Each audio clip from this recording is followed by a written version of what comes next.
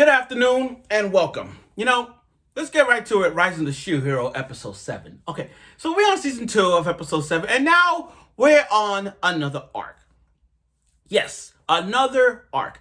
For the first 6 episodes, Rising the Shield Hero, season 2, has always been on an up and down roller coaster. There were moments that people didn't want to watch it because of the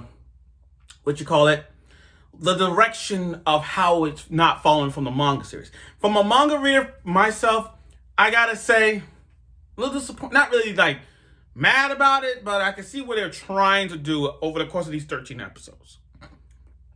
Now, after last week's episode being the antagonist as Kyo, now for me and his group are now going to another world. Another world, by the way, where Liark and Glass are now in. Now, after that dramatic conclusion at the end, people are asking, is this going to follow the chapter that we're on? Is this going to follow that in the direction of where it's at? Boy, I got to tell you, I was a little shocked myself. And the thing is, I can't hate I can't hate this show. I can't hate it. And I'm going to get to that conclusion in the end. But right now, let's get right to it. Rising of the Shield Hero Season 2, Episode 7 review. Because I want to get it off my chest. Okay. What makes it interesting about Rising of the Shield Hero is that you go to another world. Now, you really think going to another world, there's going to be some pros and cons into this?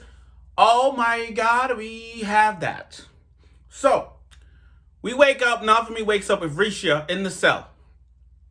Now, everything has been reset. We're talking about Naofumi's season 1. And this episode has some season 1 vibes. But anyway, Naofumi lost everything. From everything he has gained.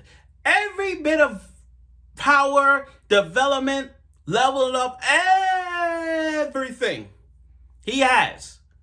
He got to go back to level 1. Again. So now he got to work his way up to be the strongest of the one of the 4 cardinal heroes again. And it's like, him gotta start over. It's like a video game that you guys play. Have you guys ever played games where you beat the level and then you gotta go to another level and you gotta restart everything again? Like, oh my God. And you're like, I worked so hard, now I gotta do this again? Okay. Now, this is where people get a little mad about this not following the manga series. I understand y'all frustration. Because the thing is, we got Raphtalia introduced. And what difference about this one is that Raphtalia was introduced later in the manga series. This one, they introduced her real quick. But the thing about Raphtalia in this one is that they reset her. Like, everything is reset. Like, they put her right now to Little Raphtalia, season 1. What happened? What happened? The one, like, come on, are we not gonna, what the fuck? This was the best. And then you now gonna put her, now you just have a reset to Little Raphtalia. Oh my God. Props for her adorableness, trying to, pick up a sword and trying to fight. I get it. She tried. Now, watching Risha, Raphtalia, and Naofumi, again, it's season 1 vibes. Like, they got it. Like, you see all these montage of them training, and it's like, again, they want to bring nostalgic to season 1 all over again. Risha, she's stepping up too. She has stepped up in this episode as well. The teamwork that she has with Raphtalia is really good. I mean, they fought a cardboard box monster, for God's sake. They fought a cardboard box monster. I'm like, oh my God. I mean, great, they bring season 1 together, but still, it's like, oh my God. They really messed up the manga series. But I'm going to get to that. Again, I'm always going to bring that later on after this review. But bear with me for a bit.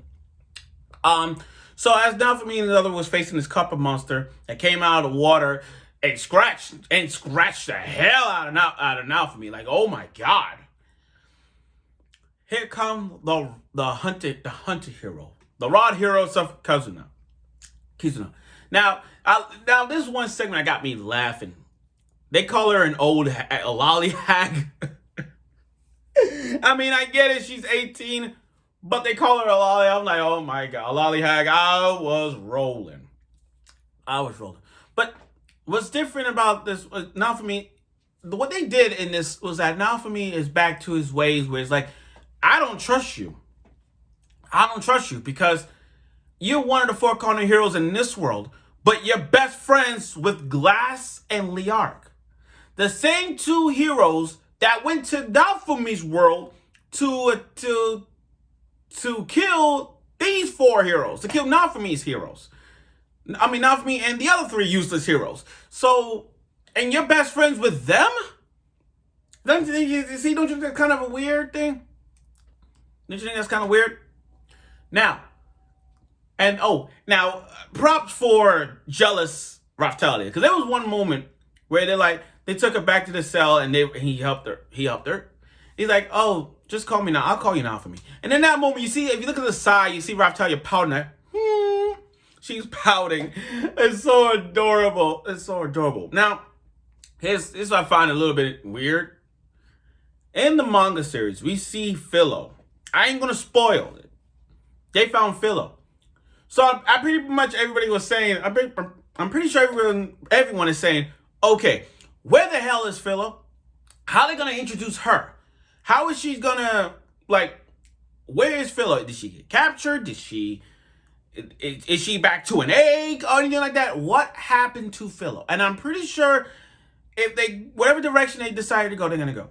Now, we got a montage of Naofumi cooking. You know, he cooked with his shield. I know people saying, how do you do that? Remember, he's a good chef. I mean, if you read the series, if you read one of those manga series where they show how Naofumi cooks, cook his foods, it's one of those manga series, but you'll find it. I forgot the name of it.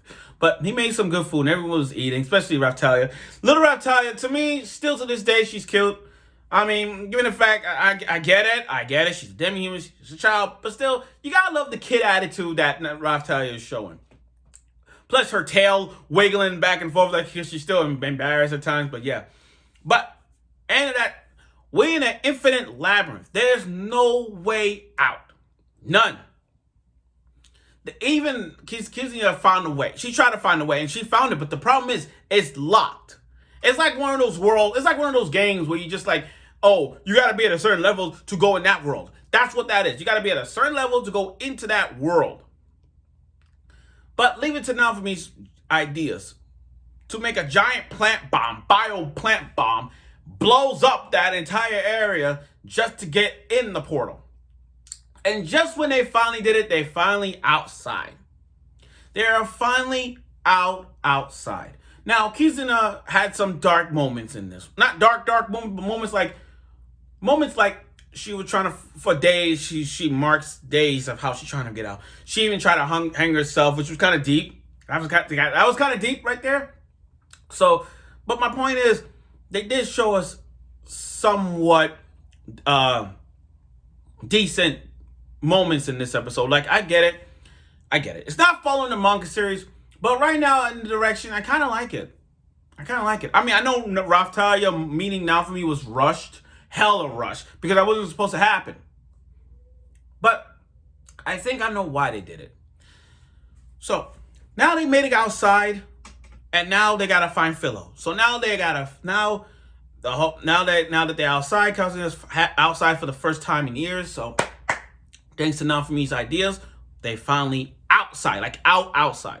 Now, this is where I gotta say, nice episode, by the way. I can't hate Rising of Shield Hero. I can't hate it.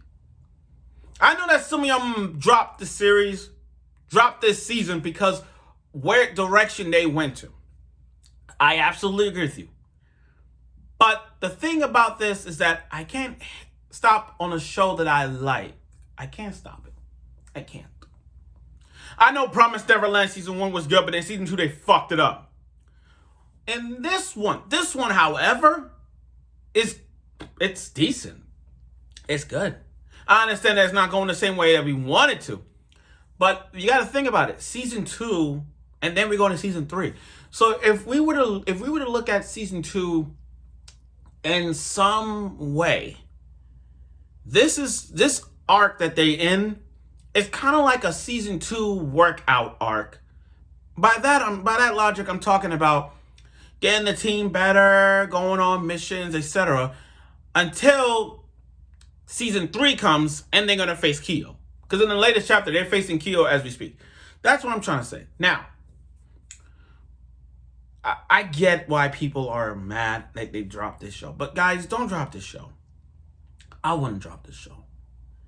For an isekai like this, I recommend, like, don't drop it. If it was Ray Zero, and they go to another route, would you drop Ray Zero? Overlord. Would you drop Overlord if they do another route like that? Or Jobless Reincarnation, Mugo Tensei, Jobless Reincarnation. If they would have gone to an anime route, would you drop it? No. Because you want to see where the direction it goes. So when I look at Rising of Shield Hero right now, this episode and this season, and this is more to come. This episode alone, I understand it was rushed because Raphtalia showed up later. The way how this goes, I can't hate it because, you know, we're gonna get some moments, and that to me is like, and I can't drop now for me. I can't drop him. To me, like I said, he's in the Mount Rushmore of all isekai animes. He's in the Mount Rushmore, so I can't hate him. I can't.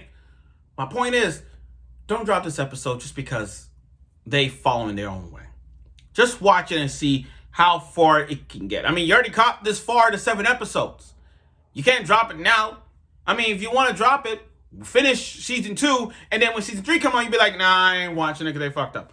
That's what I'm trying to say. But again, overall, this was a decent episode. I really like it. You know, it brought some season 1 vibe all over again. It makes you remember Rising of Shield Hero season 1 all over again, to remember the moments that Now For Me and Raphtalia had, because Now For Me had some flashbacks of how Raphtalia came with shields at the time and grow up to be a badass warrior. And even in Raphtalia's back, and still Raphtalia still sees like her as a sword and she's the shield, like, I'm your sword, you know. So the bond is still there despite Raphtalia being short.